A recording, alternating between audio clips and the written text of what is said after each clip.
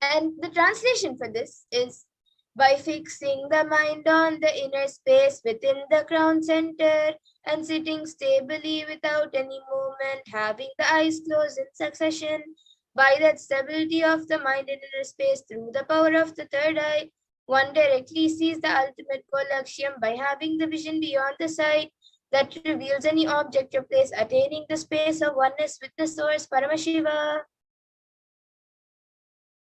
And the Apta Pramana for this power of third eye is from the Bhagavad Gita. Natumam shakyase drashtu manenaiva swachakshusha divyam dadami te chakshuhu pashyam me yogamaishwaram. Bhagavan Krishna says to Arjuna, but you cannot see my cosmic form with these physical eyes of yours. Therefore, I grant you divine third eye vision. Behold my cosmic opulence. And in the Hindu Purana, Bhagavad Gita, Bhagavan Krishna initiates Arjuna into the to behold Krishna's Vishwarupa Darshan, the vision of his cosmic form. And in the 11th chapter of Bhagavad Gita, which contains Bhagavan Krishna, the description of Bhagavan Krishna's cosmic form, is completely narrated by Arjuna as he sees Bhagavan Krishna through his third eye. And the Atma Pramana for this power, in Swamiji's own words, the first experience is that I was able to see everything around me, above me, the whole 360-degree, 10 directions, below me, everything. I realized not only I was able to see, I was able to feel, experience all of that as me. And the next is the Pratyaksha Pramana, which is the empirical evidence from observation and scientific experimentation. So as all of you can see, using a PET, a positron emission tomography, the brainwaves of the Supreme Point of Hinduism himself was measured. And it was measured that when doing daily activities, there was high activity measured in the brain where the third eye is located. And when in deep samadhi state, only the third eye region is active and almost 90% of the rest of the brain is at peace. So now we will be getting into the Sakshi Pramana, where each and every one of us will be manifesting the powers ourselves, as all of us have been initiated into the powers now. So to get ready, you all can click on the timestamp camera, which is an application from the App Store. If you don't have it, you can download it now. And then ensure that the time is shown on the screen.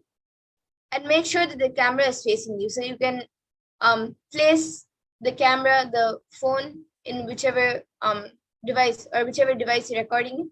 You can keep it standing in front of you in a way that you are shown in front of you. And when you start taking the video, ensure the time is shown on the screen. So you can take a few moments to set this up.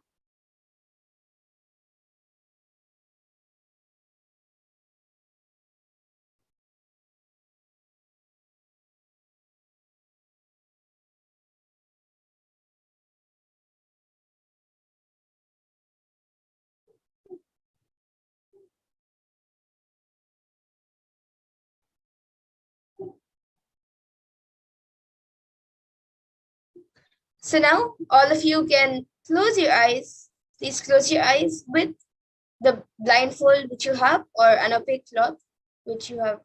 You can tie your eyes now.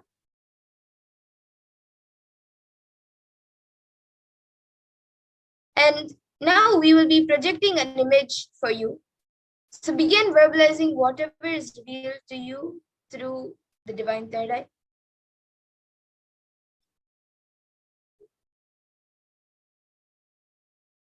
Now all of you can start seeing what is revealed to you in the third eye. The picture is being projected. You all can start verbalizing whatever is revealed to you.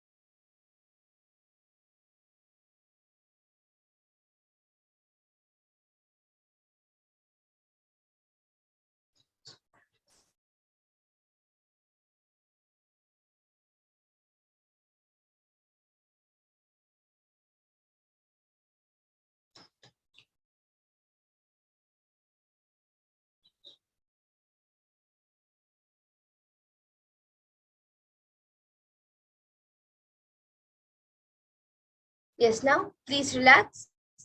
You can remove your eyelids and slowly open your eyes.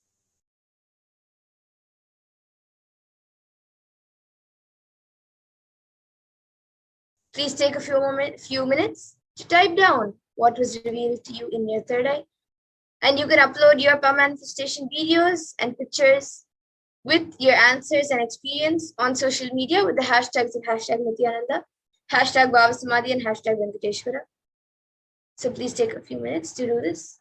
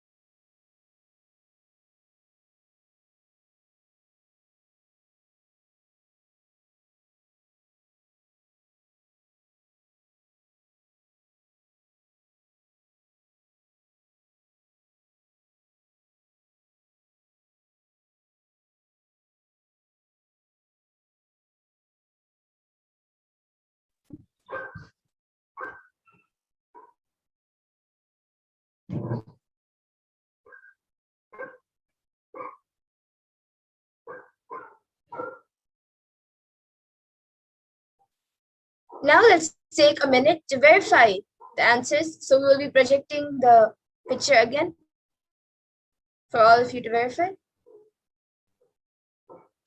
So this was the picture which was projected for the third eye. It is a picture of Swamiji sitting, and behind we have Kailash as the background, as props. So if you saw Kailash, or if you saw white mountains, and of course if you saw Swamiji, and either you saw a Trishul, a Damaru, if you saw any of these things, that's great. And there are even plants in the picture. So if you have seen anything in this picture, you have manifested the power.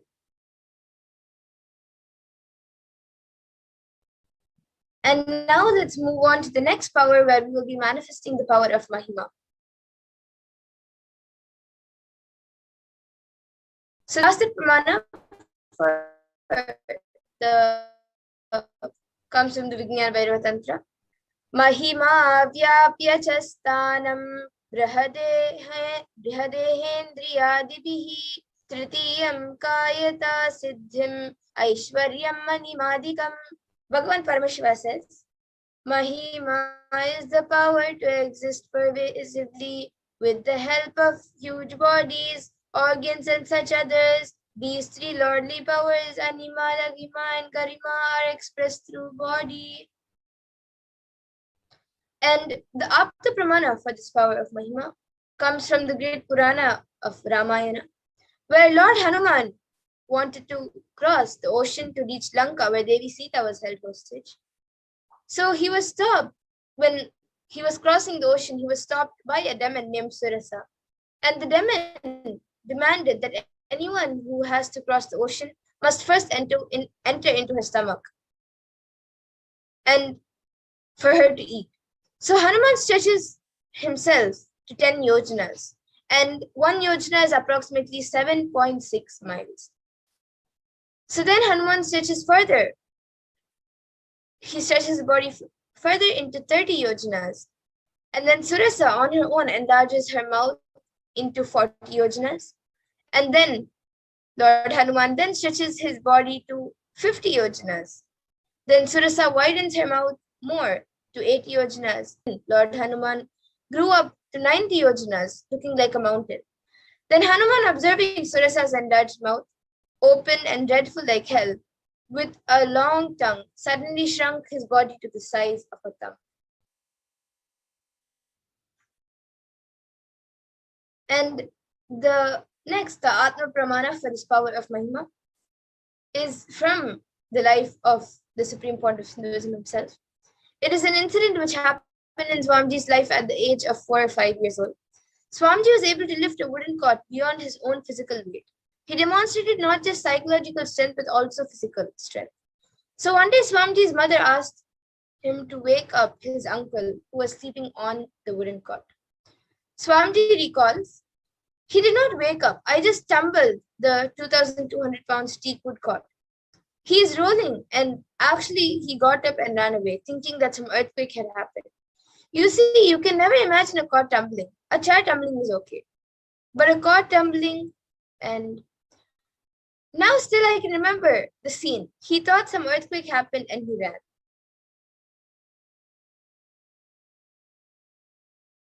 And now you can all see also a few screenshots taken from social media where devotees and disciples have shared their experience of manifesting this power of Mahima.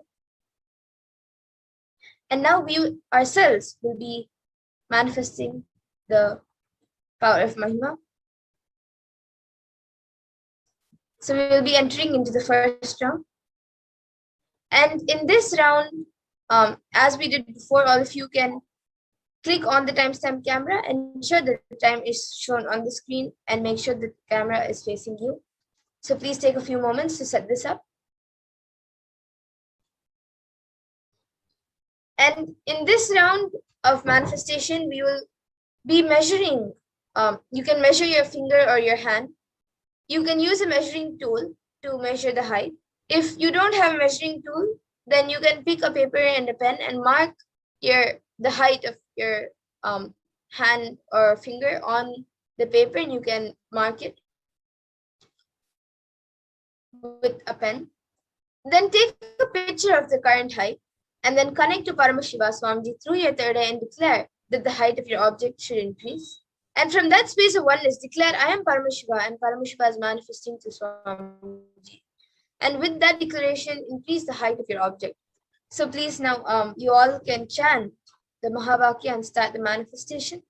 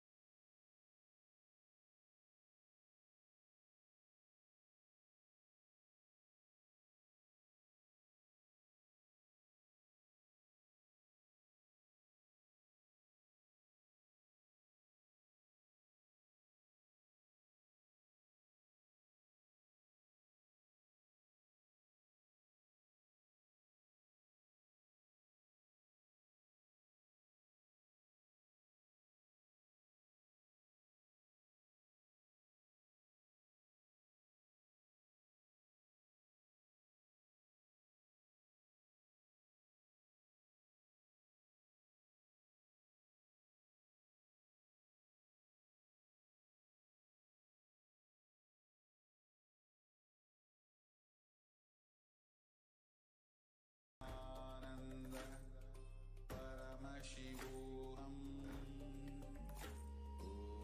Om Nithyananda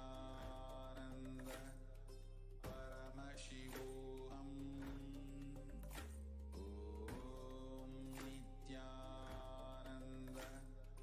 Paramashivoham.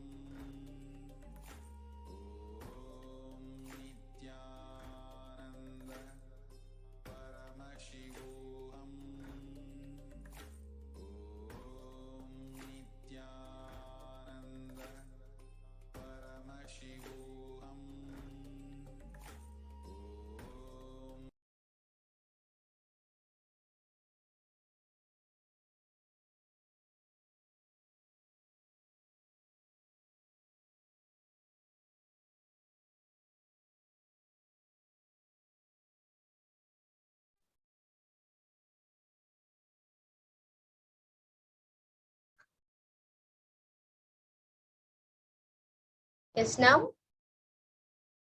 let's take a minute to verify the manifestation. So please remeasure the height of your finger or your hand, whichever you have measured, and click a picture of the object after of your hand. Click a picture of your hand or your finger after the manifestation of Mahima. And you can compare the previous one with the current one. And any changes indicates a successful manifestation. So you can take a few moments to remeasure.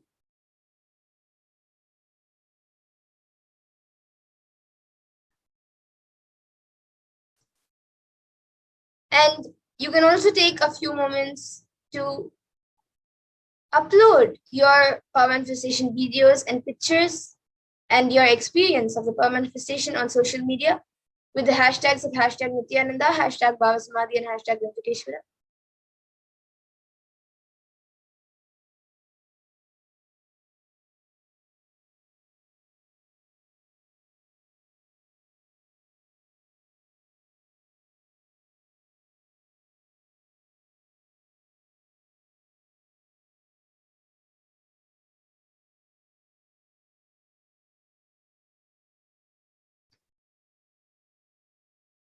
And we'll now be getting into the second round of Mahima.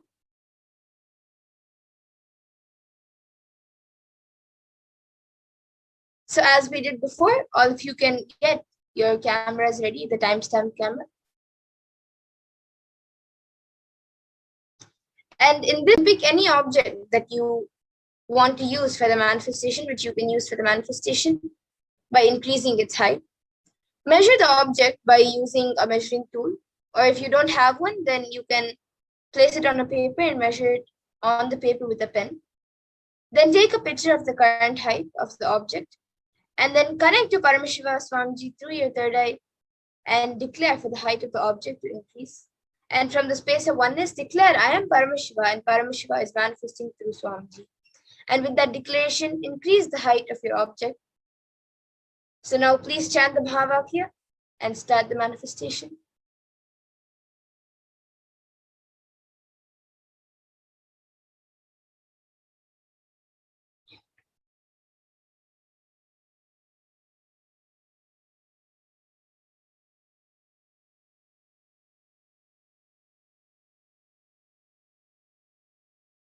Om Nithyananda Paramashivoham. Om Nithyananda Paramashivoham. Om Nithyananda Paramashivoham. Om Nithyananda Paramashivoham.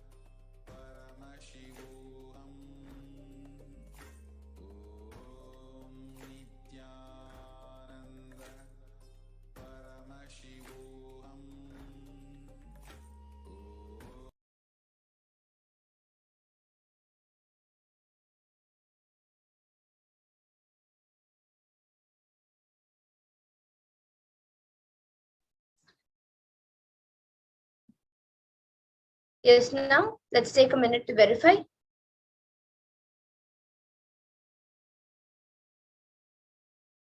So please remeasure the height of your object and click a picture of the object after the manifestation.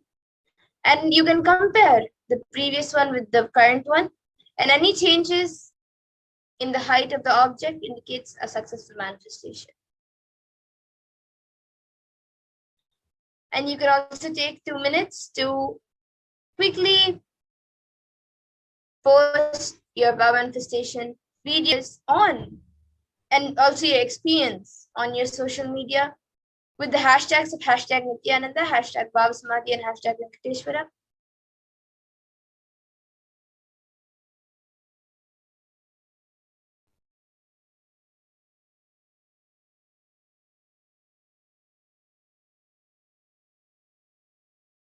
And now we will be getting into the third round of the power of Mahima. So as we did before, you can get your timestamp camera ready. So please take a few moments to set this up.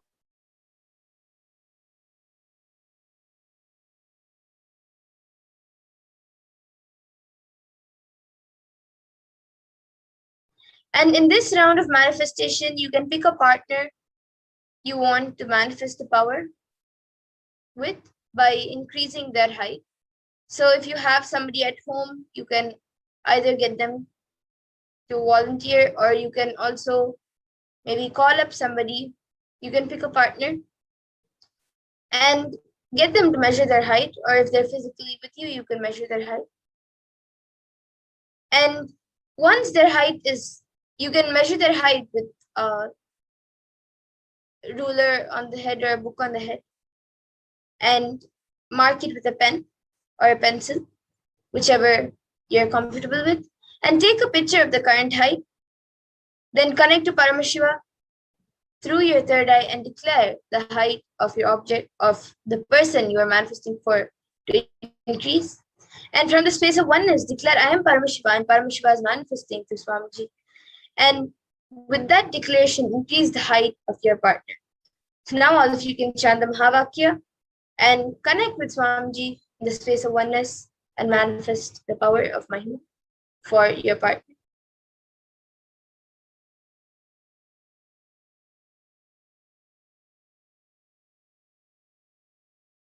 Nithyananda Paramashivoham. Om Nithyananda Paramashivoham. Om Nithyananda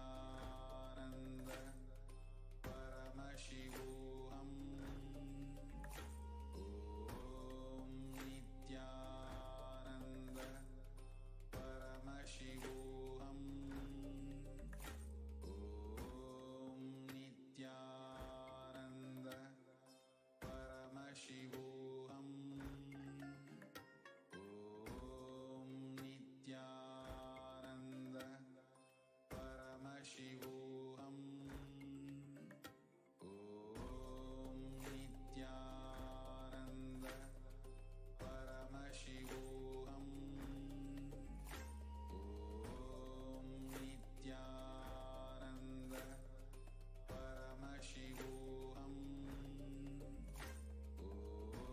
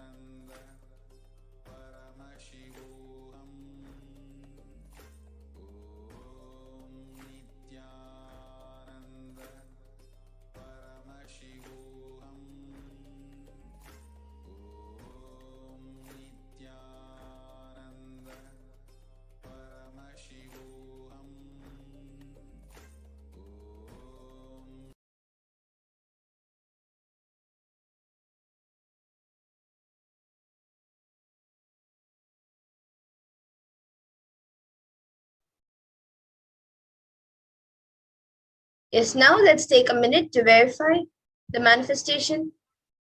So please remeasure the height of your partner who you're manifesting for.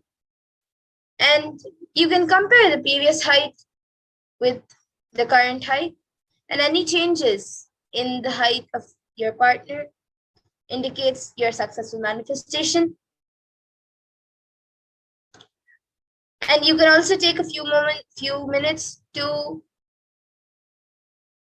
upload your power manifestation videos and pictures along with your experience and the amount of manifestation you have done on your social media platforms with the hashtags of hashtag Nithyananda, hashtag Bhavasmadhi, and hashtag Venkateshwara.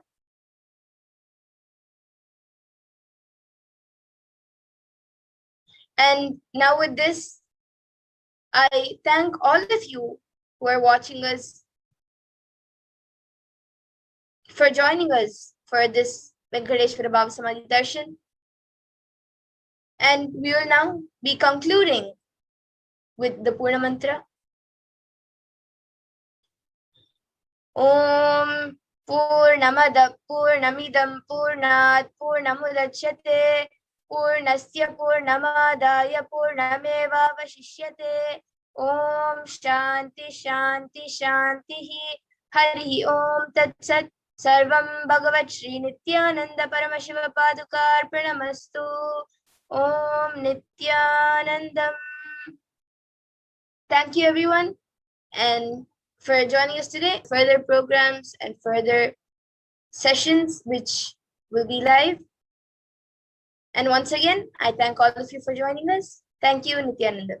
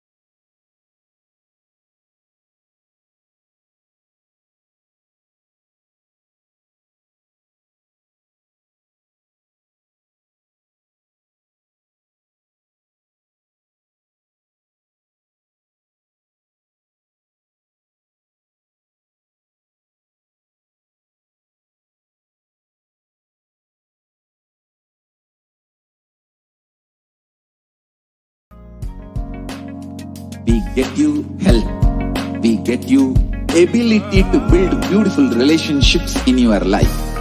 We get you direct spiritual support and we make sure you become wealthy.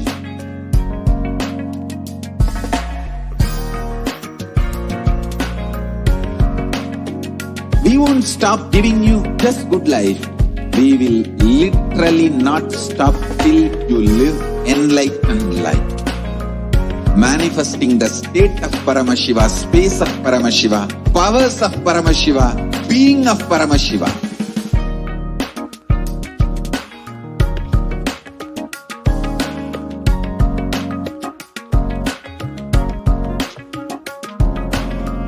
Whole world should become e-Kailashians.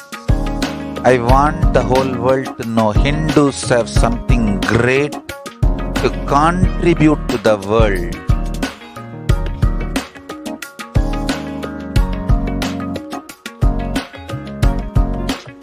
We have something great to contribute to the world.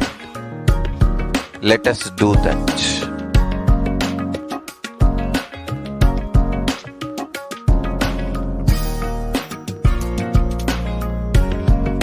E-Kailasa is proper customized spiritual service helping you to identify your root patterns of suffering.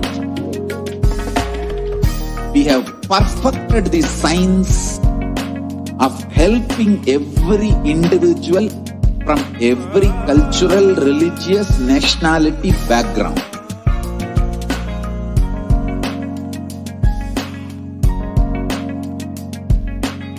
You will have lowest reactionary assumptions, highest awakened response, alive response for life continuously.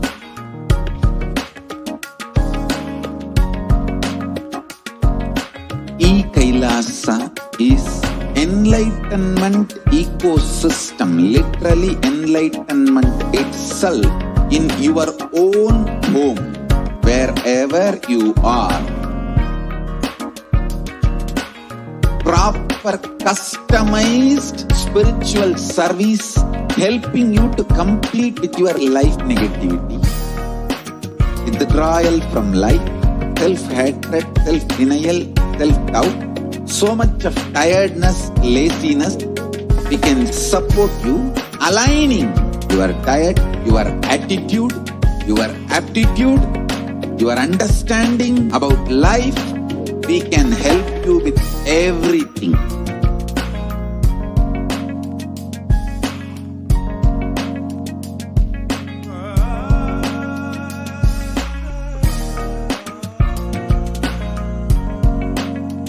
If you are interested in enlightenment, we will immediately bring this to you. If you are not interested, we will explain the whole science, inspire you and make you interested in enlightenment time. We need to cater this enlightenment science to the whole world wherever they are, because enlightenment is the birthright of all human beings. Kailasa is responsible to provide that to all human beings.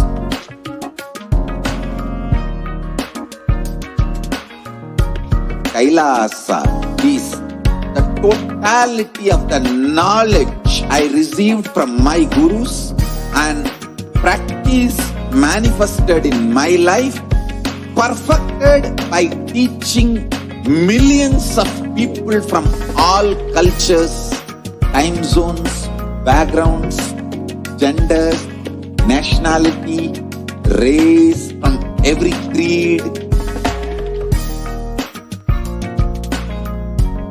So this absolutely perfected knowledge available to you, served to you in your home without even you moving out of your couch, free of cost.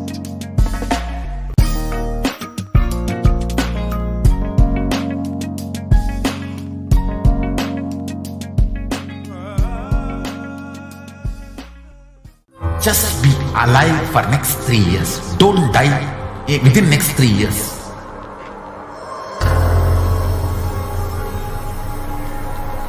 Just don't die within next 3 years. Be alive. Somehow be alive. I'm working sincerely. I will reach you somehow. Somehow I will reach you. It's my commitment to humanity.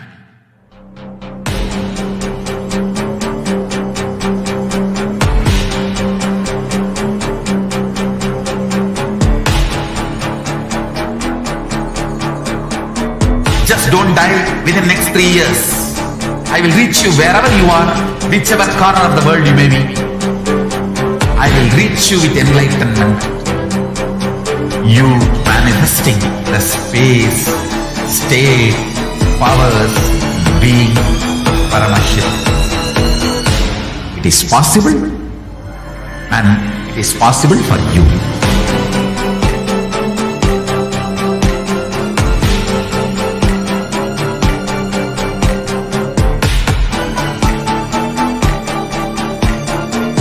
Paramashiva will reach you with enlightenment science. I know he is going to do the job. Just be alive for next 3 years. Nothing else.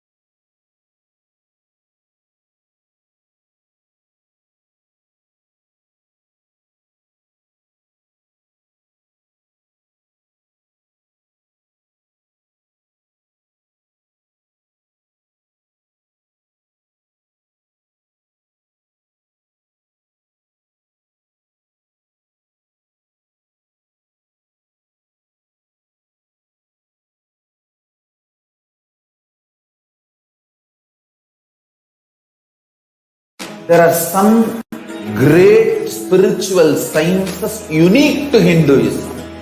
Subtle, otherworldly, but definitive sign. Manifesting the cosmic beings in Archavatara, deities in Nijavatara, living incarnations is possible. Understand? Kriya Pada of Vedas and Agamas elaborately explain the whole science of making the cosmic beings manifest in Archavatara, deities and Nijavatara, living incarnations, both. During the Bhava Samadhi Darshan, literally those cosmic beings manifest through this body. Just like how they manifest in Archavatara, deity, they manifest in Nijavatara, Pratyakshavatara, and give you all the boons you ask, bless you. You see, each God is an independent intelligence to lead you to enlightenment. Each God is a bridge for you to achieve the Shivatva, the ultimate Shiva consciousness. Krishna is the bridge for you to achieve the Krishna consciousness. But the Shiva consciousness, Krishna consciousness, all consciousness is one and the same. Ultimate consciousness only. So that energy itself completely expresses. Just like Radhika, when I see Maa, I become eager to taste it. I find that the only way to relish this sweetness is through the constitution of Sri Radhika. Bhava Samadhi Darshan is a window to the infinite expanse of consciousness, allowing us to glimpse the formless in a way that we can understand. It cleanses the karmas of lifetimes. It awakens our biomemory to the space of Paramashiva, the ultimate consciousness, and creates a deep and lasting transformation in us.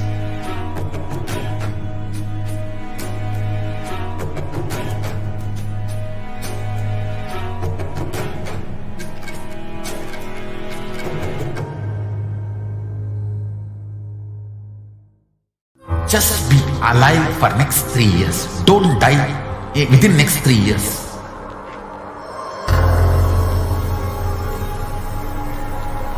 Just don't die within next 3 years.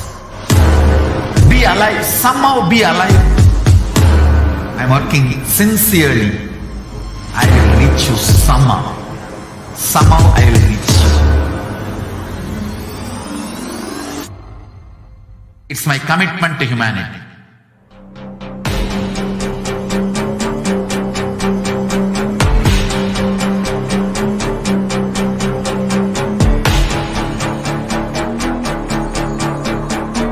Just don't die within next 3 years. I will reach you wherever you are, whichever corner of the world you may be. I will reach you with enlightenment. You manifesting the space, state, powers, being Paramashivoham. It is possible for you.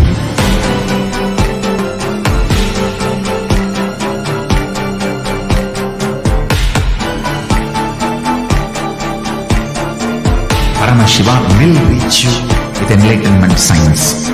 I know he is going to do the job. Just be alive for next 3 years. Nothing else.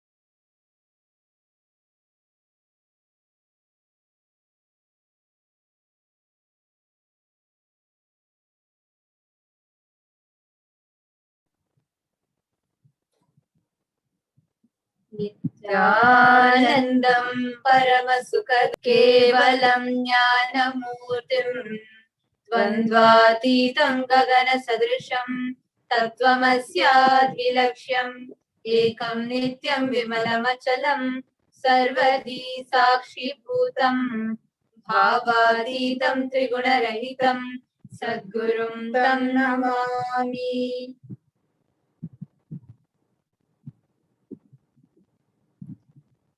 Nithyanandam, dear viewers, we welcome each and every one of you back for yet another very exciting and extremely informative segment. And all of us just enjoyed the Bhava Samadhi Darshan of Bhagavan Venkateshwara and the powerful session of power manifestation. And we have a great news to share with all of you, and especially all the 2 billion Hindus across the globe. This is a very exciting news for all of you. Actually, the world with 7 billion plus people existing is diverse. There's so many cultures, people with so many backgrounds, so each of them with different beliefs, different experiences, and many of them following their respective religions. Yet, from time immemorial, one lifestyle, a science that has stood the test of time is Sanatana Hindu Dharma, which has constantly been enriching lives, contributing in various fields such as science, medicine, arts, philosophy, and whatnot. And being one such important religion and a lifestyle and a science that flourished, it has also faced immense persecution and attacks. This is the only religion. Actually, this is a greater science of life as being is the most ancient and the most persecuted religion in the whole world. Yet, this Holocaust has not told the world. Still, even Hindus themselves are unaware of what is the Holocaust, what is the persecution that Sanatana Hindu Dharma has gone through for centuries and is still going through. After years of persecution, if Sanatana Hindu Dharma, a greater science of life, is able to still thrive and flourish, it is because time and again, masters, avatars, incarnations have happened, have descended to uphold the Dharma, to revive the science time and again, to give it for the greatest benefit of humanity. And after years and years of persecution, now as the 1008th living incarnation of Paramashiva, the Supreme Pontiff of Hinduism himself has descended to planet Earth to revive, to reach this greater science of life called Sanatana Hindu Dharma to each and every human being, for them to experience the best of their life, for them to experience joy, bliss, peace, and a very powerful way of living. Sanatana Hindu Dharma as a lifestyle itself is absolutely contributing to each and every individual, absolutely based on life positivity, peace, and oneness. And today, we are having a very exciting news that we are waiting to share with all of you on how this Holocaust faced by Sanatana Hindu Dharma. Actually, if all of you have been following, seeing the daily issues, you would have seen a lot of Holocaust, like the material that we had shared on what kind of Holocaust that Sanatana Hindu Dharma has gone through and is continuing to go through, and how the Supreme Pontiff of Hinduism is literally like a hologram. All that persecution put together, the persecution he is going through. And most importantly, the Supreme Pontiff of Hinduism is standing as the voice of the 2 billion Hindus, spearheading the whole revival of Sanatana Hinduism and taking all the persecution and attacks that happened to Hinduism to the platform to tell to the world and to get us our legitimacy back in every level. And as one of the important steps in that, at the recent International Religious Freedom Summit that has happened, the Kailashians represented the whole of Hinduism as a voice of the 2 billion Hindus, sharing with the world the persecution that has happened to Sanatana Dharma. What once thrived in 56 nations is today literally states. Except that now, the Supreme Pontiff of Hinduism, Jagat Guru Maha Sannidhanam, His Divine Holiness Bhagavan Shri Nithyananda Paramashivam, has spearheaded and established the world's greatest Hindu nation, Kailasa. And as Kailasa is now taking the spiritual responsibility for the peace of the whole globe, and also the responsibility to provide all the legitimacy back to Sanatana Dharma and to revive Sanatana Dharma back to all its glory and to create a seed bank of Hinduism. Kailasa has taken also the responsibility to speak out the Holocaust that Hinduism has been facing and is facing even to this day. So today we have with us Manitya Jayapriyananda and Manitya Vijayapriyananda and Sri Gauri Bharatananda Ayya, all three of Kailasians who are going to be sharing with us this very exciting news, how Kailasa has spoken, taken this Hindu Holocaust, the untold yet the most barbaric Hindu Holocaust, to an international platform and raising the awareness of the globe to this Holocaust. Nithyananda. Nithyananda, thank you for bringing us to this platform. We are so excited to share about our experience, and we feel so blessed that Swamiji, the Supreme, has chosen us to represent him at this international platform, the International Religious Freedom Summit that was held in Washington, D.C. We feel so blessed that he has chosen us and we're able to talk about the persecution of the Rasta, persecution of Hindus, the Hindu Holocaust. Yes. Sorry, Jayapriya and Jayapriya. If I may just request, I think there's a small audio glitch from your side. So if I may just request that to be fixed. And yes. And dear viewers, as each of you are watching us, we have our Kailasians, team of Kailasians, Srinitya Gauri Bharatananda Ayya, Manitya Vijayapriyananda, Manitya Jayapriyananda, all three of them who have joined with us, and they are going to be sharing. So stay tuned to hear from us, and we are having a very, very exciting, extremely informative and a powerful sharing that awaits each and every one of you. And joining with us live are the Kailasians who are going to share that. And we'll be right back after a short break to join with you all and to share further.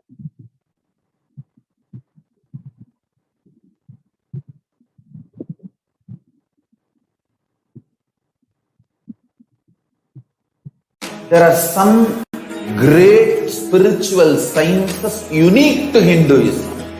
Subtle, otherworldly, but definitive sign.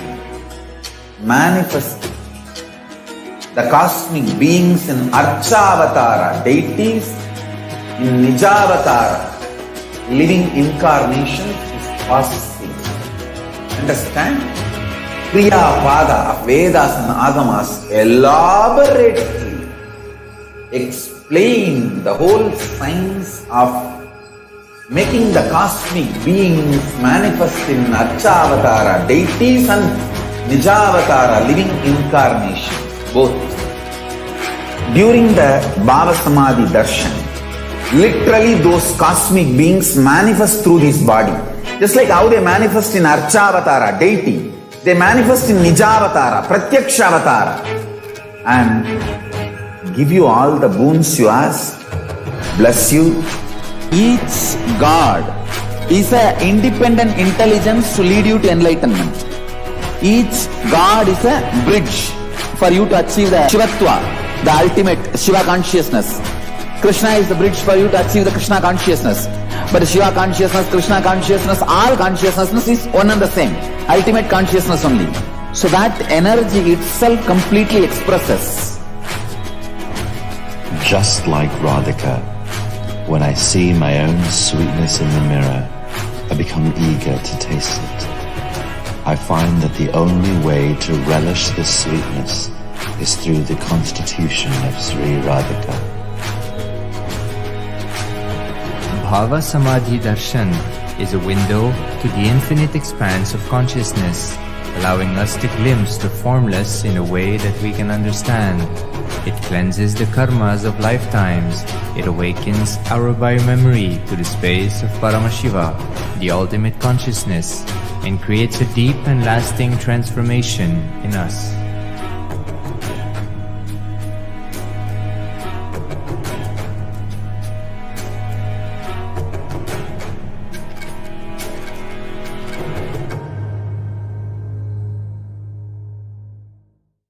Just be alive for next 3 years. Don't die within next 3 years.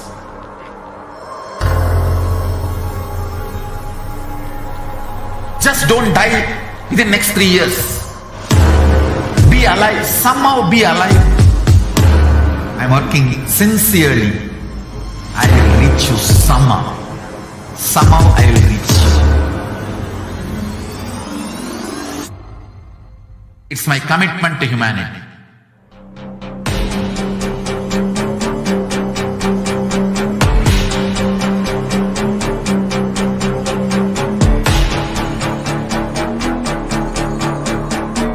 Just don't die within next 3 years. I will reach you wherever you are, whichever corner of the world you may be. I will reach you with enlightenment.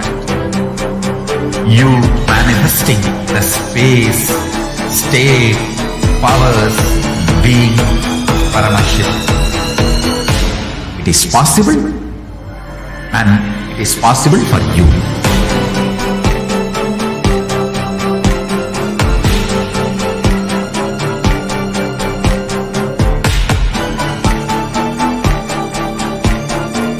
Paramashiva will reach you with enlightenment science.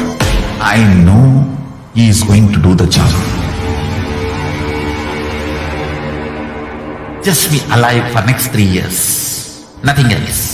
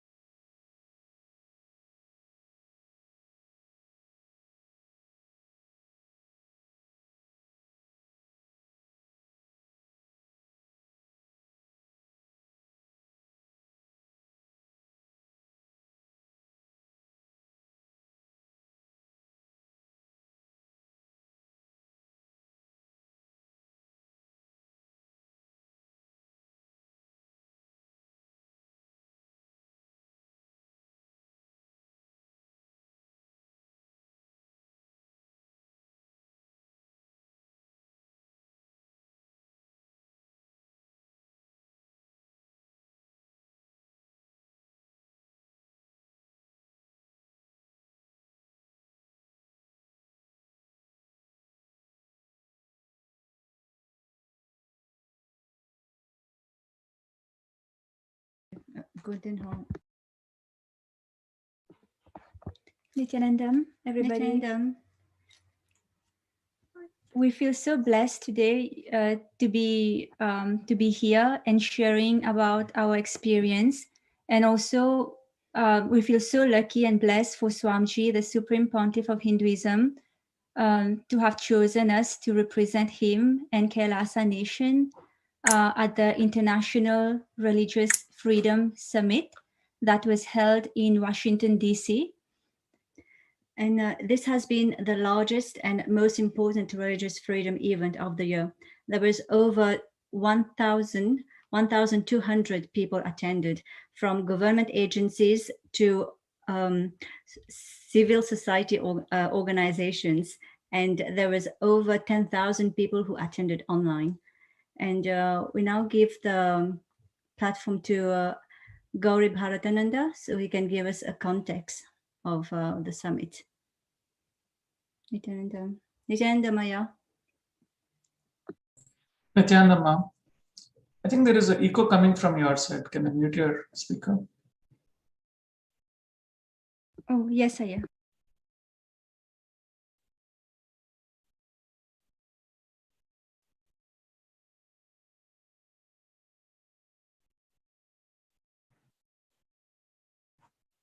Yeah, sorry. Yeah, hi. Yeah, so basically this event, like Mark, Jayapriya and Vijaypriya said, this large event. And what is interesting in that event is all faiths, right? So there was no faith which was literally left out in that. And almost every major country or every major area that was being persecuted has been represented here. And it's, in a way, if you look at it, right, so people have come to a conclusion that, you know, religious space or religious freedom is not just your right, but it also is an essential requirement for you to show that you are a liberal, you know, a government, or, you know, you're a sensible government for that matter. So that is why in late 90s itself, US began to take steps to track religious freedom globally.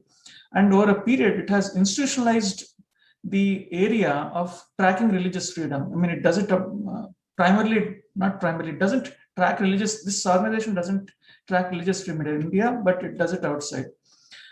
You can see that through their USCIRF reports, which is United States Commission for International Religious Freedom, and then they have a Religious Freedom Office as part of their Foreign Affairs Office, which is your State Department. And then there is a whole industry that has been built which promotes religious freedom. I mean, when I use the word industry, it's an ecosystem. What I mean is that there is a vatavarna that has been created. So you have scholars, you have bureaucrats, you have diplomats, you have activists, you have lawyers whose only specialization is religious freedom.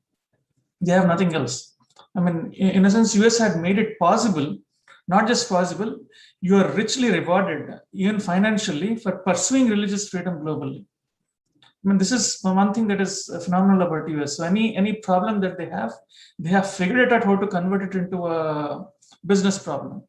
So if you have a problem of religious freedom, they have made it a business problem. That means if anyone wants to fight for religious freedom, he or she can make their living, not just and a very comfortable living at that.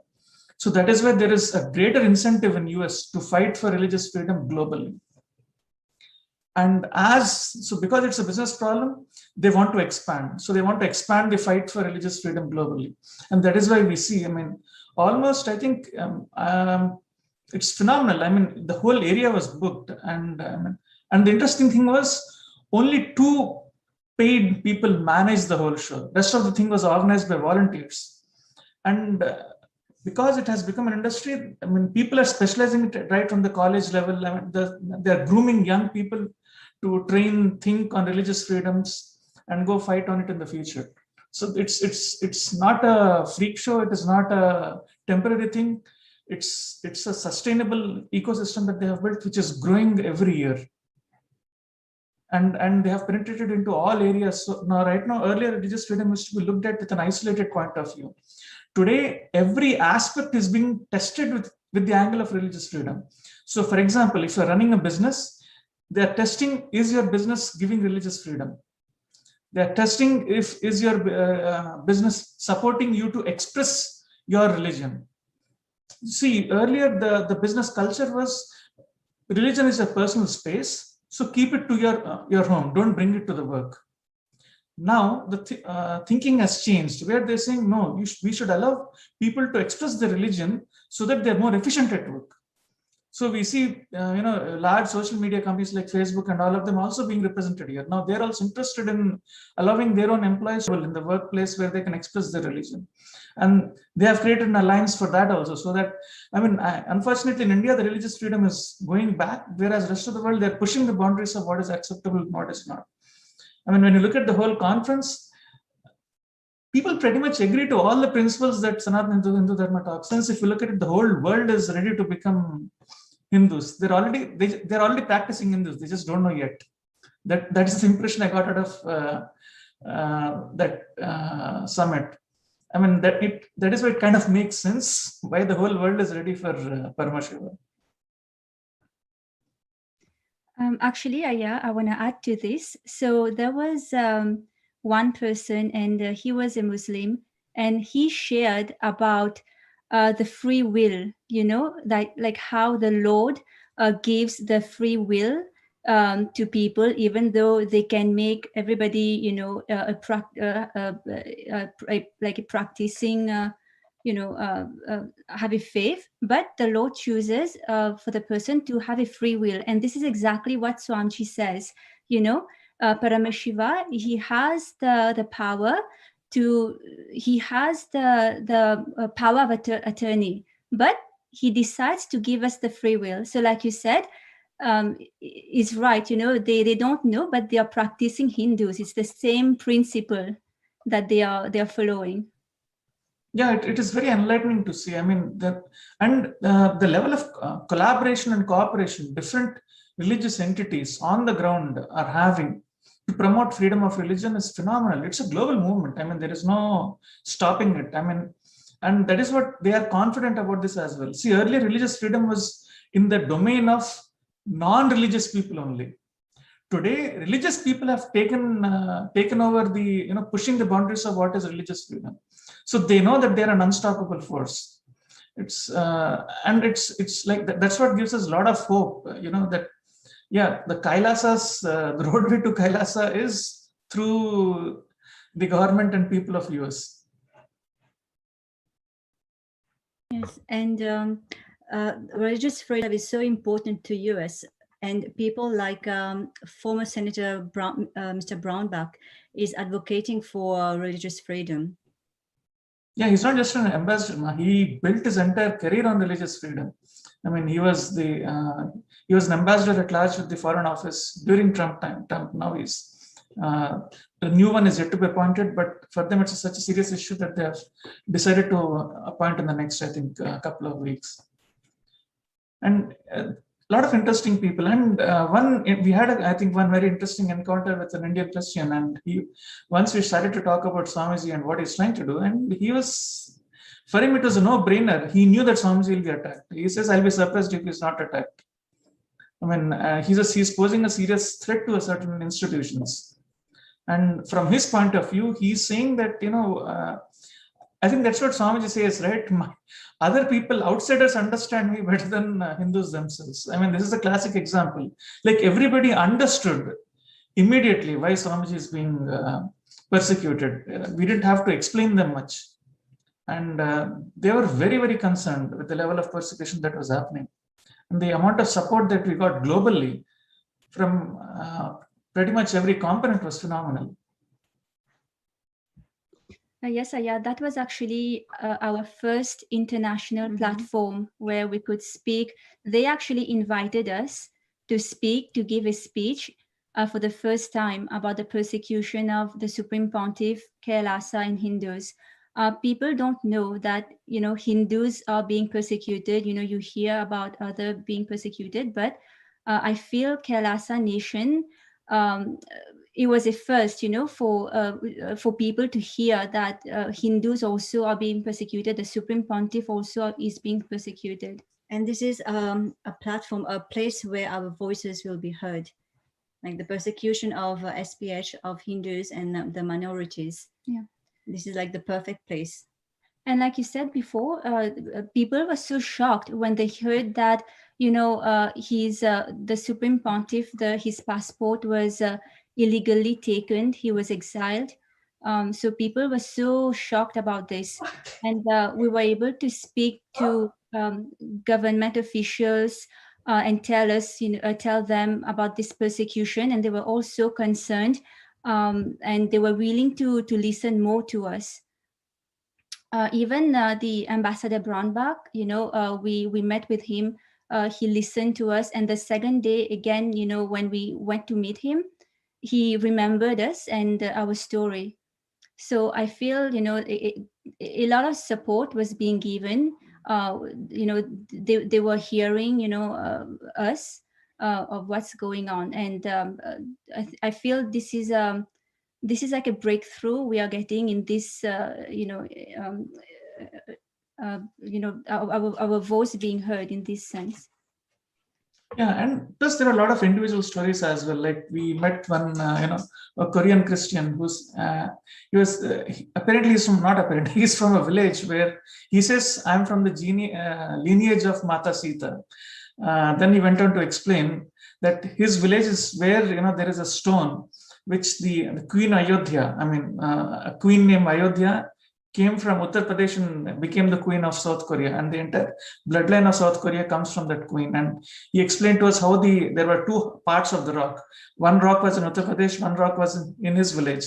And when they did the carbon dating the dating process on that, it was found to have the same age, and which revalidated that it came from Uttar Pradesh, or it could have come from South Korea. But looking at the stone characteristics, it came from Uttar Pradesh. So a lot of interesting, and he ended up, because he couldn't make it to my remarks, he felt very bad, and he, got one blessing shawl, which the Buddhists wear, like a white one, and he bowed down and gave it to me, and then he gave a Tibetan incense, which is part of their blessing, like a prasad kind of thing. Yeah, it was very moving. We had a lot of individual offers of support as well. Some support from at the organization level, but we had a lot of individual support, like a spontaneous support at the individual level. Yeah, and also the person from South Korea, he said he's the descendant of Mata Sita, and as a child he was studying Ramayana at school. So and he was so happy when he came to our table and looking at Swamiji's books, Avatar Shastra, the Sarvanyapita book. He was, so many other people like that. There were Jews coming to our table and looking at Swamiji's books and being impressed. They were like, "It's so colorful, it's so nice." And so many other people coming to us, asking, who we are, who we represent, and wanting to take pictures and knowing more about Swamiji and Kailasa Nation. Yeah, and the purpose of this summit is actually for each and every religion to support each other. It's not a Hindu supporting Hindus. It's a Christian supporting Hindus, Muslim supporting Christians, or Sikh. It's like that. Like everybody supports everyone, and help in any persecution that's happening. Yeah, interestingly, we ran into one Hindu. Couple of Hindu organizations who claim to fight for Hindu human rights. When in our discussions, their worldview was Hindus are not persecuted in India, and which is not surprising. A lot of people are not aware of this persecution in India. And then after my remarks, these same guys, the guys from the same organization, reached out to me, and they were actually concerned, like, why would India persecute Hindus? That was their whole worldview. Like, India is a Hindu country, and why would Hindus persecute Hindus?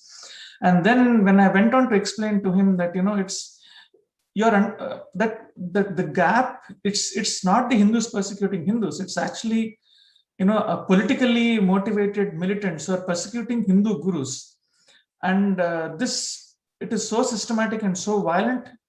And because there is no one speaking about it globally, and people are turning a blind eye towards it, it is never being I mean, nobody ever notices it. I mean, that person was visibly, shaken, or he went pale when we explained, when I ended up explaining those details. I mean, it's kind of an interesting eye opener, I hope, for him.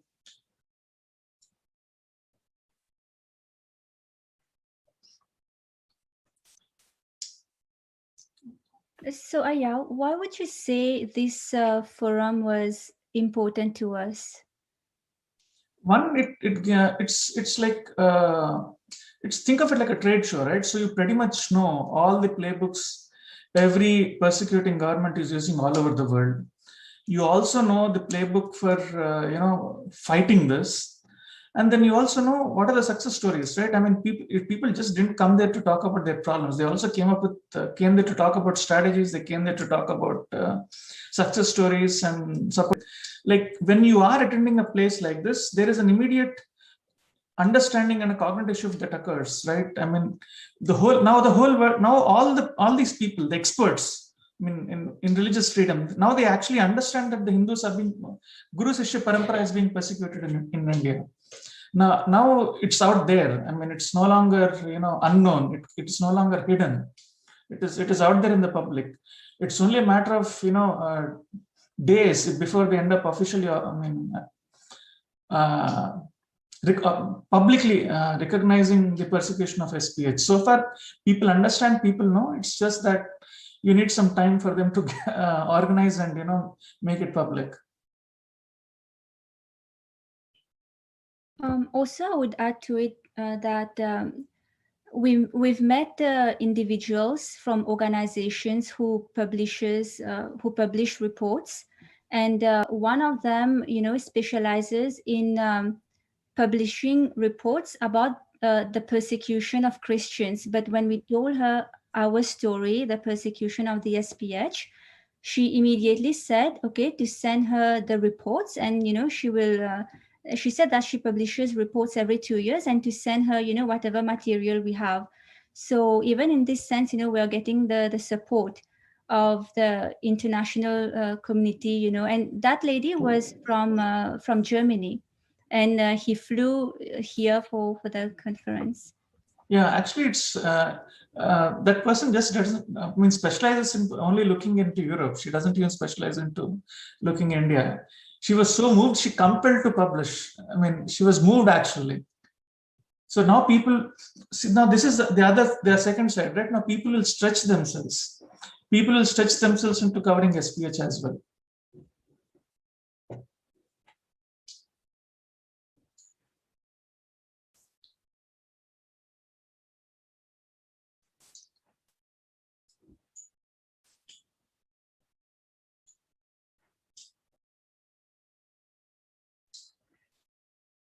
Yeah, sorry.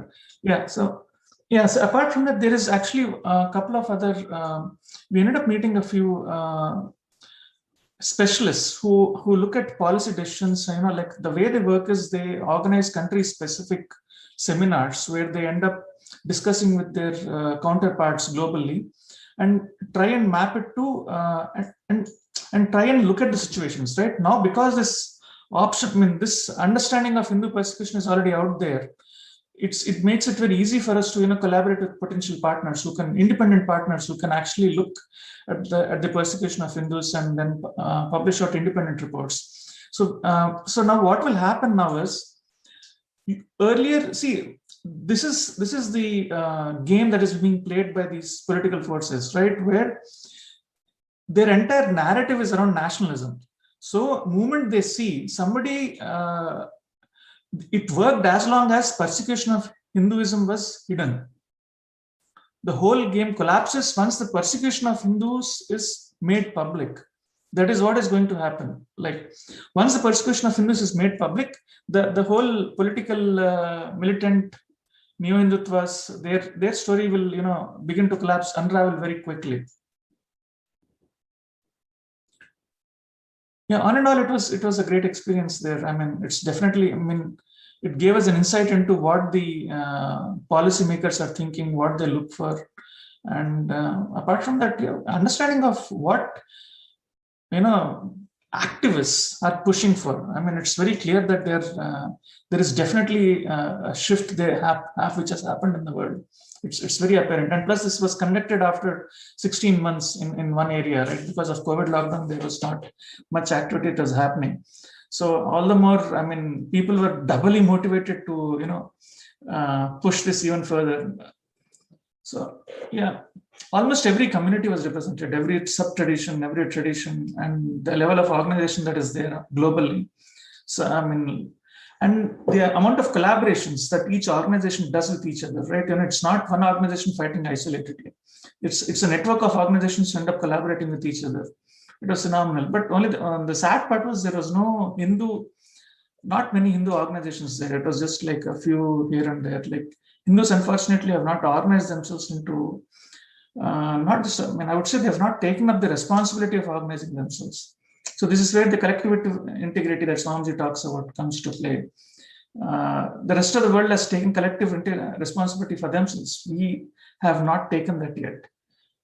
It's once we begin to take it, things will change very rapidly. That part I'm very confident on. It's not a question of if, it's a question of when.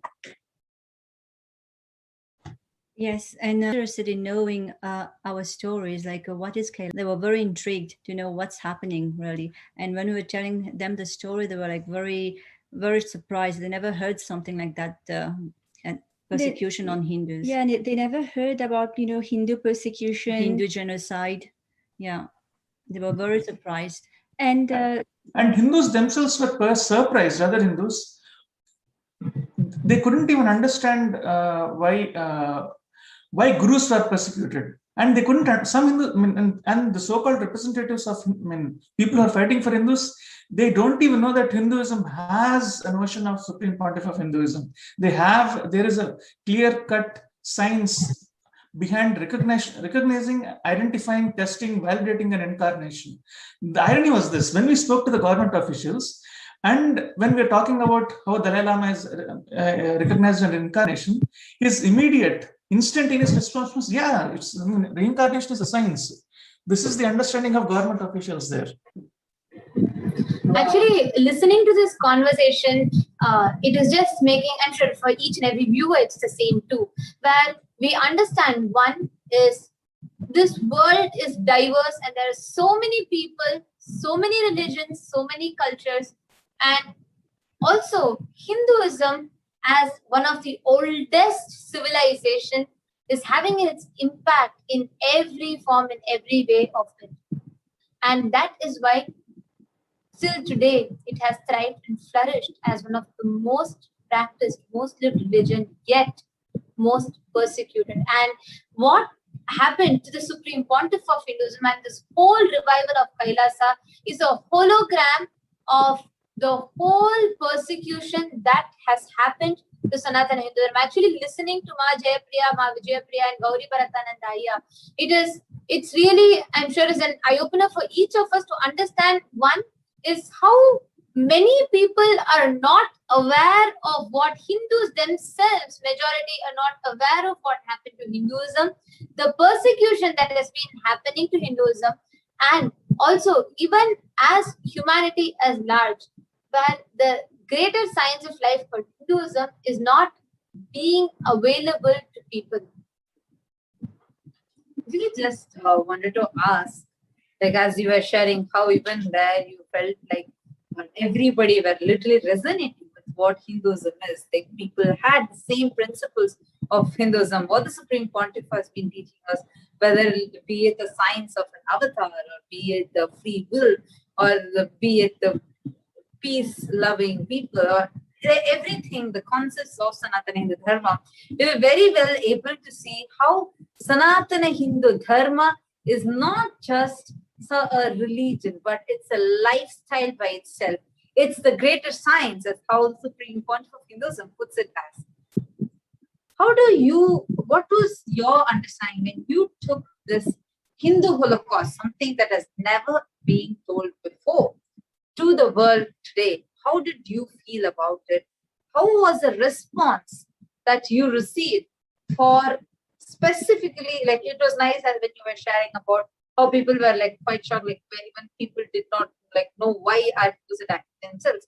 But in a deeper level, how did you feel for the first time to take this, to be a channel where through the Supreme Pontiff of Hinduism, through each of you blessed Kailashians, was able to take this Hindu Holocaust to the international platform?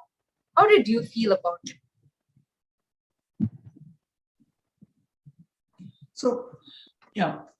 So when I was told that I'm supposed to go and share about the Hinduism platform, it was, I mean, in the Hindu Holocaust that was happening, I was talking. I thought, let me go. Then I started preparing, organizing myself what to do, and the amount of, it was actually a very moving experience for me. Like, I didn't realize there was so much of hidden pain that each of us carry. Like, I'm sure if you go through this process, there is a lot of pain we practicing Hindus carry, because of persecution of HDH or because of what is happening to gurus, and it is not even known to us. And as we were talking about this, even with a few words, the other person was moving. Like, I didn't have to use too many words to explain. For them, when they see us, when they spoke to us, they saw us as very authentic people. I mean, nobody was even, how do I put it? There was not even a lack of disconnect is a very weak word to explain. Like, there was, like, people are moved to tears when we were explaining about ourselves, and they didn't even come from the same religion. I mean, different parts of the world. I mean, come on, a Christian guy coming and giving the blessings of a Buddhist tradition, because why was it? You have to understand why he's doing that, right? He knows Hindus and Buddhism are closer, right? That is why he could probably find those blessing items in the nearby place or somewhere else, and that is why he came there. He could have given humanity. See, that much of concern was there, that much of sensitivity was there in that place. It was all round. It was not like unique or whatever. I mean, even the government agencies, right? The amount of sensitivity they showed was phenomenal. I mean, they would listen very patiently. They would have no expression of fatigue or no expression of, okay, I'm not interested. No, very, very sensitive people all around. Actually, for the first time, being this Holocaust being taken to the world itself means literally like a redefinition for what Sanatana Hindu Dharma is.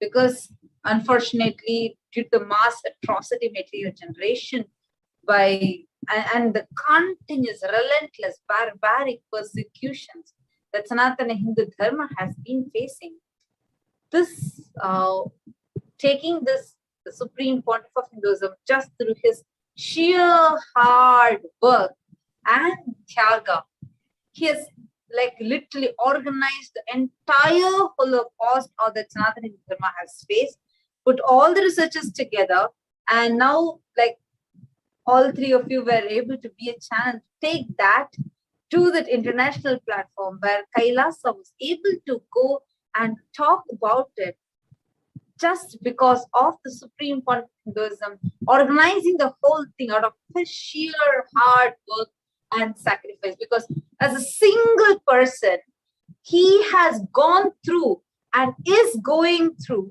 the whole Holocaust as literally like a hologram of the Hindu Holocaust. Actually, whatever persecutions, whatever Holocaust that Sanatana Hindu Dharma has been facing for centuries now, the Supreme Pontiff of Hinduism has been facing this in the last few decades itself as a hologram of the entire Hindu Holocaust. So when we are seeing, despite of going through all of that, he has taken that responsibility to take, now that Hindus are not just Hindus, human beings, the decision makers, influencers, people who are opinion makers, thinkers, the hope of tomorrow, everybody are waking up and are getting the awareness, getting to know this is what has been happening to Sanatana Hindu Dharma. They are getting to know what all the barbaric attacks it is still going through. So from this perspective, just wanted to understand from all of you, like, how do you, when you went there and you shared this, what did you see as a response from the thinkers, opinion makers, the influencers of the society? How did you feel when you took these? Nobody is going to forget this. What we have shared, nobody is going to forget. I mean, people who have better things to do in life, they did not forget. So it is now part of the memory of all the opinion makers, all the thinkers. Because the kind of things that they have heard, see, it when we were sharing, it has moved them. Now, such an experience, nobody is going to forget. It doesn't happen very often, right? It happens very rarely, and it's now because it is part of their memory, right? Now, as we go and approach it more, they already, everyone recognizes us now. It's like, people came to us, like when, and people are curious, right? What we were doing there. I mean, it's like it's part of the memory of the rest of the humanity. Like there is no going back around this. Yes, Aya. So- Actually, people were coming to us and asking, are you Hindus? And so proudly we would say, yes, we are Hindus representing Kailasa Nation, the Supreme Pontiff of Hinduism. And I feel so blessed to have been given this opportunity to represent Swamiji, the Supreme Pontiff of Hinduism over there. Actually, Ma, on this note, I would like to ask one question to all three of you, Ma, Jayapriya, Ma, Vijayapriya, and Gauri Bharatani. See, as Hindus, when Swamiji, the Supreme Pontiff of Hinduism, is standing as a hologram of not just what's happening to Hinduism now, but the years of invasions, persecutions, and attacks, be it in terms of losing our intellectual wealth, or how we were looted, how our women, how the whole matriarchal society that flourished was destroyed from its root, how the education system was strategically collapsed, and how our economic strength was just brought down. We were looted, and we were strategically, the whole Sanatana Hindu Dharma was trying to be uprooted by various other forces and various other elements.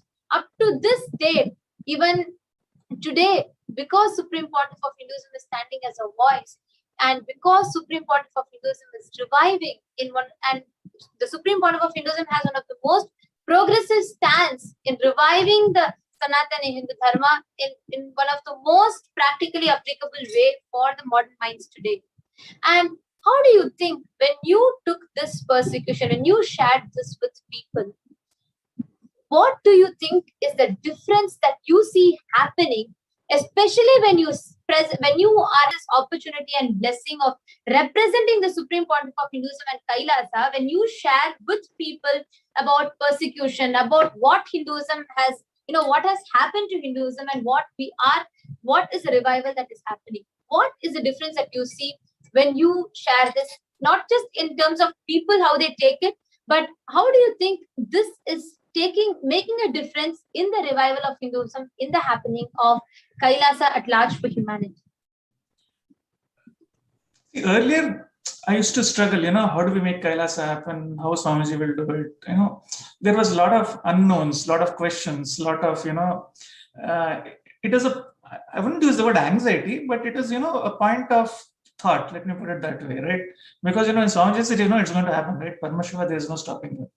But you still carry that, worry or, that tension or whatever you want to call it.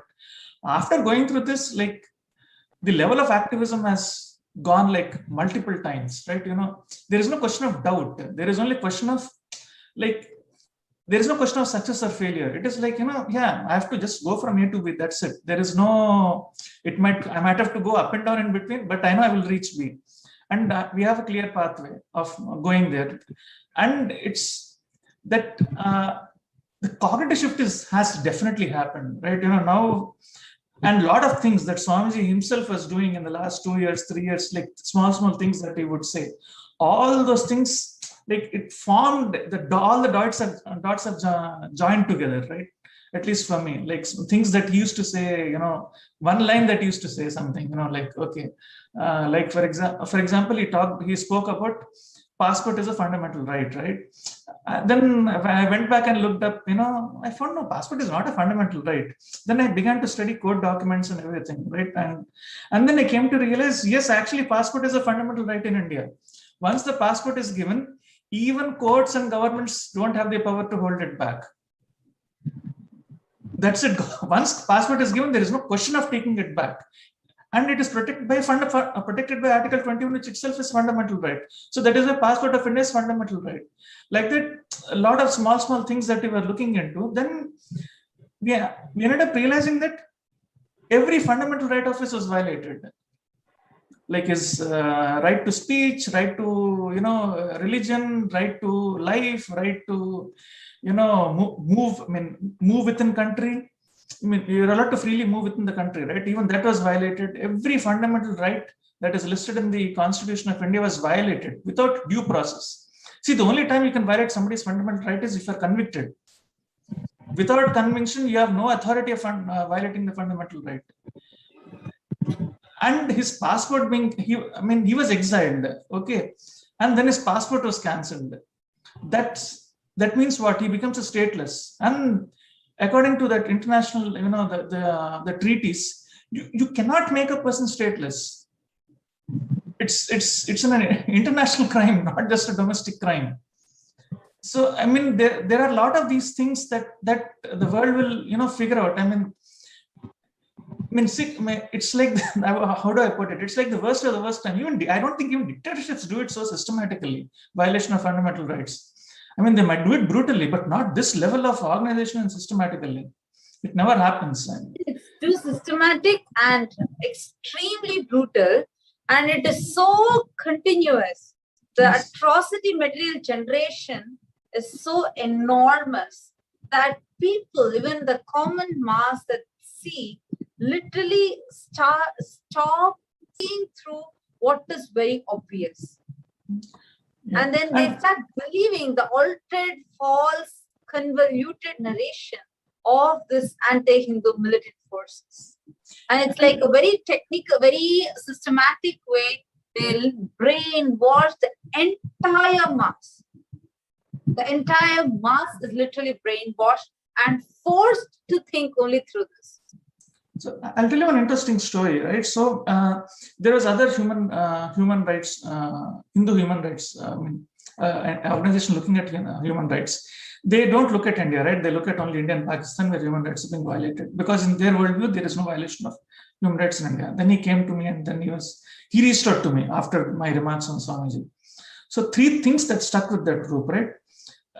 Supreme Pontiff of Hinduism. So how can he be Supreme Pontiff of Hinduism? And second, we didn't know that he was exiled and his passport was cancelled. And the third thing was, they didn't realize that gurus are being persecuted in India. And then he began to talk about his own, tradition. He says he's a Kashmiri Shaivite. Then I had to explain to him, right? See, what every tradition in India, if you're a Kashmiri Shaivite, if you're a Nadi Shaivite, or if you're a God of Vaishnava, whatever, it is all, what is the center of that? Guru Sishya Parampara, right? Or lineage. Everything else revolves around it. So everything else is like the gift of the parampara that individuals enjoy. Now, with that person, then he was curious. How can you have hierarchy in Hinduism? Like, I had to make him understand it's not hierarchy. It is the responsibility given by 17 traditions. SPH is not. It's not a position of power. It's a position of responsibility. And then I actually had to tell him the family which was protecting the deities of, in the Kashmir, Devi deities. I think it was Sharda Devi, incarnation of Sharda Devi deities. The families protected it for 700 years from persecution. When they found SPH, they gave it to SPH, right? And then the SPH kept it in Shamala Pitam until the time is right for them to be returned back to the Kashmir Sampradaya. And these are the stories when he heard, he had to think, he couldn't even respond. I mean, it has definitely shaken up a lot of people's worldview. I think more like as a Hindu, the very inner image that we carry is literally like destroyed, like shattered to pieces. Ma Vijay Priya, just wanted to ask both of you. Before you met Swamiji, before you got introduced, this is just like a very personal question. How did you feel as your identity as a Hindu? And when yesterday, when you went and when you were dressed, that to representing the world's greatest Hindu nation, and being a voice for the Supreme Pontiff of Hinduism and taking to the world the Hindu Holocaust. Because before this, before meeting Swamiji, history was taught as mythology for us. Our great Puranas were taught as mythologies. So how did you feel? What is the difference you feel in the very identity that you carried as a Hindu?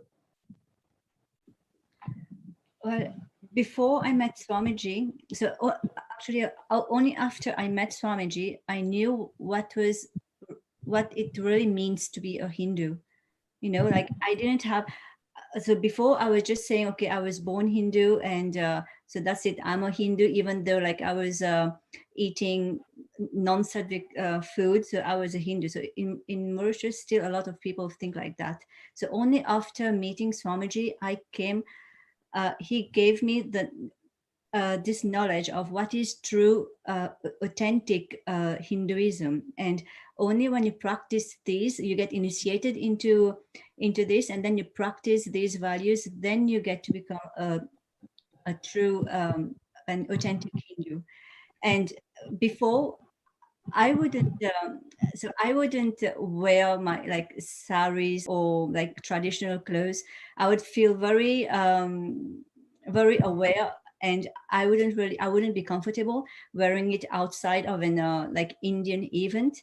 But now we are wearing it like proudly. We are walking the streets of Yes, DC, like with our saris and like holding it proudly and with all our jewelries. And people actually, so actually our cognition shifted. People are actually looking at us and like amazed of how beautiful like the sari is. Like everyone, when we were at the conference, everyone was saying like, you're so beautiful, I like your costume, they were saying. So then they were saying that this is our traditional like formal dress, and they were saying like, oh, I like your jatas. But before, I wouldn't consider this as being like something I should be proud of, but now it's like totally different. And even beautiful, Ma. Actually, because see, just a few centuries before, we actually once upon a time, we had 56 nations. It was Hindu nations. And apart from that, just in like even when the British came and occupied India, 900 Hindu Rashtras were there. 900 just within India, the princely states, that's how they called it. So when we are being like persecuted with all these other things, only what the Supreme Pontiff of Hinduism, Swamiji has revealed to us, has shown with the record, with the proof, he has shown to us, educated all of us. But otherwise, we as a Hindu are identityless, literally. We are force-fed the altered, manipulated, convoluted, corrupted version of history and force-fed that as a mythology, where even in our history textbooks, barely we see even one person whose glorious lifestyle, the greater science, Sanatana Dharma was. So seeing this today and like going and having an opportunity to be that channel, to be that voice, it's something phenomenal. Because right now, when you are going and when you are talking something, you're not talking from an idea or perspective that of you being an individual, but being a voice of the one who is the voice of the 2 billion Hindus, and the one who is taking this for the first time to the world. I actually like, just when you take this, when we actually see this Hindu Holocaust, the real Holocaust being spread, the awareness increase the Hindus, I think that itself will be a big wake-up call, that people can just see how the same strategy is used again and again and again to persecute all the Hindu gurus. So this itself would be a big wake-up call, and this will literally their very core, shake and change. Like if you remember very recently in Parashakti Akashic reading, Devi was revealing what who a Hindu is and how it is important for the Hindu to be responsible for keeping up the dharma. So now when we take this to the world, and now that the international, the decision makers, the elite of the society are starting to become aware of the Holocaust, this itself is forming the grounds for the real Sanatana Dharma to be known to the world. Actually, And that not is just, sorry, just one correction, ma. It's not starting to be aware, they're aware now. The actual thinkers are already aware now. See, the way it works in the decision makers, you have a whole bunch of researchers, policy makers, those actually do the groundwork of doing the research. No, all of them are aware. There is no cross section that you can think of. Every combination of religion, geography, specialists, they're all aware now. There is no question of decision makers or the strategists not being aware. Strategists are aware, decision makers are aware. I mean, by the time it's like they just have to go through the process, right? The people at the top are aware, but they will not take a decision until subordinates below them go through the hard work of documenting it properly, doing the analysis, reports, counter reports. They have. It's like publishing a journal, right? You have to go through a proper procedure, get it vetted, validated. All that paperwork that needs to happen has to happen. Once that is done, the decisions will come. But everyone is aware now. It's no longer starting to be aware. Absolutely. Actually, that is, I think that is one of the most important things, because for the last from the time that revival of Kailasa has happened, at every stage, Swamiji has been taking the science behind the whole contribution of Sanatana Hindu Dharma, how it flourished, and also the persecution, and clearly showing to us the whole strategy of how it has happened, be it how the atrocity material generation happens or how the programmed confusion happens, the strategy and how it is planned each time. And each time the Supreme Pontiff of Hinduism is taking it to a larger audience, making more people aware and presenting to the statistically, scientifically, and telling the truths as it is factually to people without any kind of exaggeration or alteration. And this is made a huge difference to Hindus by themselves. Actually hearing when Gauri Bharata here share, or Ma Vijayappriya and Jayapriya sharing, when you all go and when you're all sharing it to people, it is making a difference to the commoners, where people understand, even as Hindus, many of us become aware of the Holocaust that has happened to us at large, and what we are missing out, and how the revival of Kailasa, how the Supreme Pontiff of Hinduism is standing as a voice for the 2 billion Hindus. And at this point, taking this to the world is the most crucial, most important.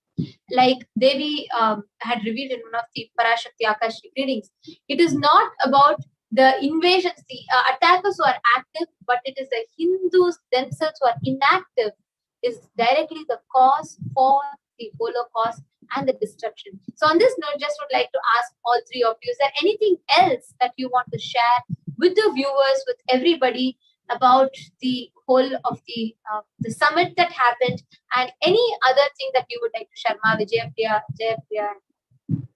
Go ahead, Ma. Yes, Ma, I would say the summit definitely gave us the direction, how to proceed, who to reach out to. And definitely it's the hope, like how Akilaya has said, Gauri Bharatanandaya has said, that now the decision makers know that the persecution on the SPH has happened, is happening. So now just the process needs to be done. But that itself is a big, is such a relief, a big hope for us Hindus, that our voice is being heard on the international platform, and also getting the support of the international community. Yes, this has opened a lot of doors. Yes.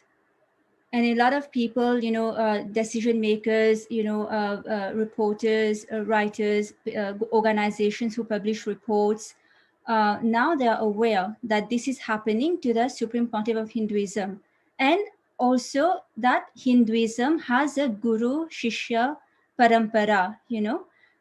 So I feel because that was also, we discussed about this, so it's like now they know that even Hindus have a lineage, Guru Shishya Parampara, and Swamiji is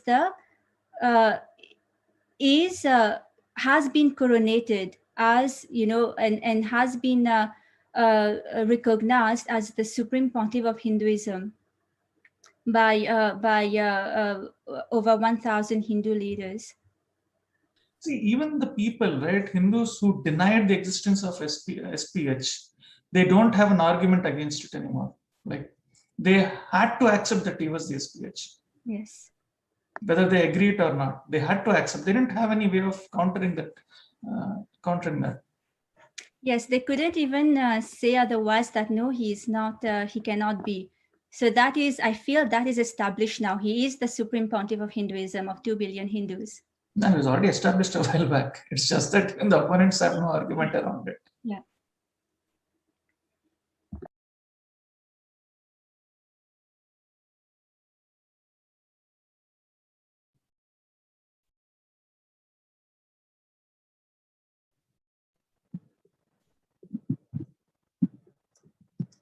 Actually, that was really very powerful news, I think, for all the Hindus across the globe, because for the first time in a very international platform, it's a breakthrough that we have had, that the Holocaust, the Hindu Holocaust, is now being told to the world after intense hard sacrifice of the Supreme Pontiff of Hinduism, Jagat Guru Mahasanidanam, His Divine Holiness Bhagwan Shri Nithyananda Paramashivam, going into it. So and also actually it was so exciting, and actually I should say it's empowering for each and every Hindu, each and every one of us, when we hear finally our voices are being heard. Thousands of indigenous traditions that would have been, that is almost, becoming extinct, and thousands of people that are facing discrimination, prejudice, that are suffering so much of attacks because of their culture and religion. Each of them will feel empowered, because be it how Swamiji has been taking a very progressive stance on each of this, reviving these sciences, reviving these traditions, protecting these indigenous traditions, plus how Swamiji has been proactively, continuously taking this to the platforms, reaching the persecution of the world and bringing a solution to it. And each time, be it when recently UN had recognized the persecution that happened to the Supreme Pontiff of Hinduism, to Hinduism at large, and to Kailasa, and now taking it to the international platforms, to the summits, each time it is empowering for each and every one of us Hindus that we have a voice, we have the hope. The Supreme Pontiff of Hinduism is leading a huge change for humanity at large by reviving Hinduism, establishing the world's greatest Hindu nation, Kailasa. So we thank Ma Vijayapriyananda, Manikya Jayapriyananda, and Shri Gauri Bharatananda here. We thank all three of you to have come and shared. It was absolutely informative. It was absolutely exciting to hear your experiences and how you had represented, you had represented the Supreme Pontiff of Hinduism, Kailasa, and Hinduism at large in the International Religious Freedom Summit. So we thank all three of you for taking your time to come and join and share with us. And I'm sure each and every viewer is looking forward for more such exciting news that is going to be coming up constantly, and more such informative segments as well. So we thank all three of you for joining us today. So now we'll actually concluding this segment with the Purna Mantra. And also thank you all the viewers who are tuned in and watching. And thank you so much for all of your feedback, comments, and tweets, etc. Now with this all, conclude this segment with the Purna Mantra. Om Purnamada Purnamidam Purnat Purnamudachyate पूर्णस्य पूर्णमादाय पूर्णमेवावशिष्यते। ॐ शान्ति शान्ति शान्तिः। हरिः ओं तत्सत् सर्वं भगवन् नित्यानन्द परमशिव पादुकार्पणमस्तु। ॐ नित्यानन्दम्।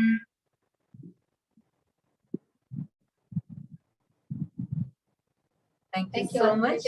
And we welcome all of you. Let's all meet back again at 4 p.m. Indian Standard Time for the next live program. Thank you so much. And thank you so much, Manati Vijay Priyananda, Manati Jai Priyananda, and Gauri Gauri. Thank you very much. Nithyananda. Nithyanandam. Nithyanandam.